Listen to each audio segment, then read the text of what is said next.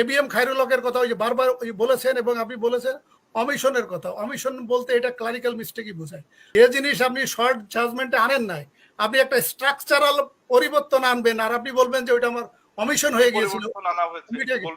পরিবর্তনটা বলবেন please.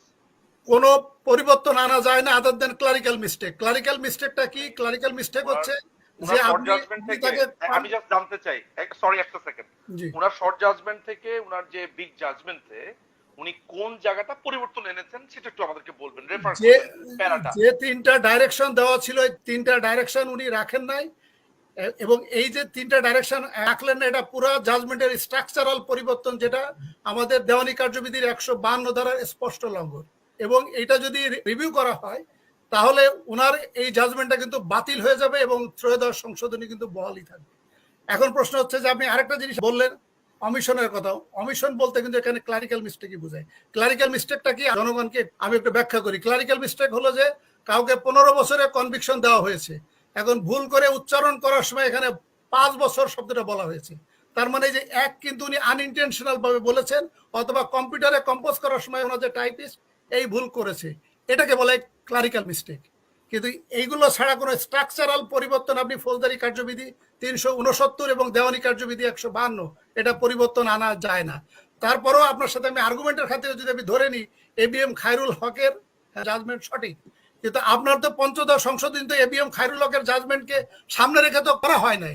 ABM Khairul হক তো দিয়েছে 2012 সেপ্টেম্বর মাসে, আর এটা তো জাজমেন্ট পঞ্চদশ সংশোধনীতে আনা হয়েছে 30 জুন 2011, এবং আমার শর্ট জাজমেন্ট দেওয়া হয়েছিল 10 মে 2011। এটা তো আওয়ামী লীগের পক্ষ থেকে এটা তো জনগণের সাথে একটা বিভ্রান্তিমূলক বক্তব্য দেওয়া হয় যে খায়রুল হক সাহেব যেহেতু এটা বাতিল করেছে এই কারণে আমরা এটা রাখি নাই। আর আপনি আরেকটা জিনিস, 10 তারিখে দেওয়া হয়েছে শর্ট জাজমেন্ট 10 মে 2011, আর আমাদের পঞ্চদশ সংশোধনী আনা হয়েছে 30 জুন 2011। হ্যাঁ, তাহলে কি হলো? পরে হলো না আগে হলো? না, সেটা তো পরে হয়েছে। তাহলে তো শর্ট জাজমেন্টে যেটা বলেছে সেটা কিন্তু শর্ট জাজমেন্ট উপরে করতে পারবে না এমন কোন ধরনের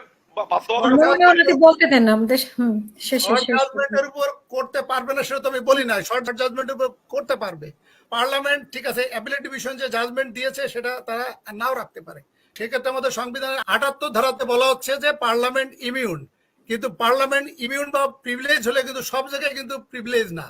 এখন পার্লামেন্ট যদি বলে যে আমি প্রিভিলেজ, তাহলে আমাদের বাংলাদেশে ছেলে ছেলেকে বিয়ে করা যায় না, মেয়ে মেয়েকে বিয়ে করা যায় না। এখন যদি পার্লামেন্ট বলে যে আমি এই আইন পাশ করব, আপনি কি এই আইন পাশ করতে পারবেন?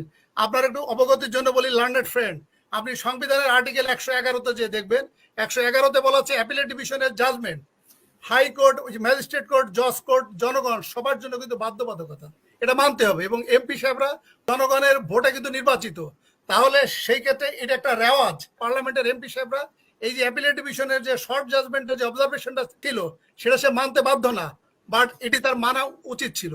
এবং এটি যেটা আইন, এটা আমাদের সংবিধানের 152 ধারাতে বলা আছে। আইন বলতে কি বোঝায়? আইন বলতে বোঝায় হচ্ছে সংবিধান, act, ordinance, rules, regulation, case law, even আমাদের সমাজে যে রীতি নীতি প্রথা সেটাও কিন্তু আইনের অংশ। তার মানে পার্লামেন্ট যে পঞ্চদশ সংশোধনী যেটা করেছে সেটা আমাদের সংবিধানের 111 এবং 152 ধারা স্পষ্ট লঙ্ঘন করেছেন। আচ্ছা, আরেকটা যেটা বলছেন যে পঞ্চদশ সংশোধনী সবই ঠিক আছে, আপনি বলছেন কেউ যদি ভোটে না আসে তাহলে আমরা কি করব? তাহলে এই যে দেখেন আলোচনা কোথায়, আমি কিন্তু এর আগের আলোচনায় আমি বললাম যে নির্বাচন কমিশনের যে আইন, এই আইনগুলো সংশোধন করে কিন্তু আপনি নির্বাচন কমিশনকে ঠুটো জগন্নাথ বানিয়ে দিয়েছেন, আর আপনি বলছেন যে অপোজিশনে নির্বাচনে না আসলে আমরা কি করব? আপনার মাধ্যমে আমি একটু জাতিকে অবহিত করতে চাচ্ছি। সেই ক্ষেত্রে আমাদের দেখেন 2014, 2000, আমি কিন্তু 2008 নিয়ে খুব বেশি কথা বলছি না। 2008-এ এটা সংবিধানের অ্যামেন্ডমেন্ট দিলেই এটা লিগালাইজ হয়ে যাবে। আপনি দেখেন 2014, 2018, 2024-এর 3টি নির্বাচন কমিশন। 2014 যে নির্বাচন কমিশন, আমাদের হাইকোর্টের বিচারপতি ছিল মাহমুদ হোসেন। ওনাকে বলা হলো যে আমি যে নামগুলো দিব, তুমি সার্চ কমিটির হেড, আপনাকে অ্যাপিলেট ডিভিশনে বিচারপতি বানানো হবে, কিন্তু আমরা যে নামগুলো দিব সেই নামগুলো আপনাকে রাখতে হবে। উনি নাম রেখেছেন, উনি রকিবুল হুদা কমিশনকে নিয়োগ দিলেন। উনি অ্যাপিলেট ডিভিশনে আসলেন 2018 সালে, আর কোনো বিচারপতি পাওয়া গেল না। তখন উনাকে আবার 2018 সালে সার্চ কমিটির প্রধান বানানো হলো, এবং উনাকে বলা হলো আপনাকে চিফ জাস্টিস বানানো হবে, আমরা যে নামের তালিকা দিব সেটা রাখতে হবে। উনি করলেন 2018 সালে নুরুল হুদা কমিশন।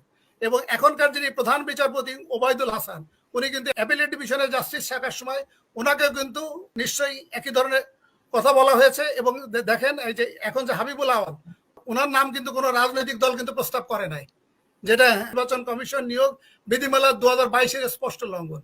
তো তাহলে আপনি যে এই যে 3টা নির্বাচন কমিশন আপনি নিয়োগ করলেন, আপনি পঞ্চদশ সংশোধনী করে আপনি প্রধানমন্ত্রী ওই যে মসনদে থাকবেন, আপনার পার্লামেন্ট ওই যে বহাল থাকবে, আপনার মন্ত্রী পরিষদ থাকবে, আর আপনি বলবেন যে অন্যরা নির্বাচনে না আসলে আমরা কি করব?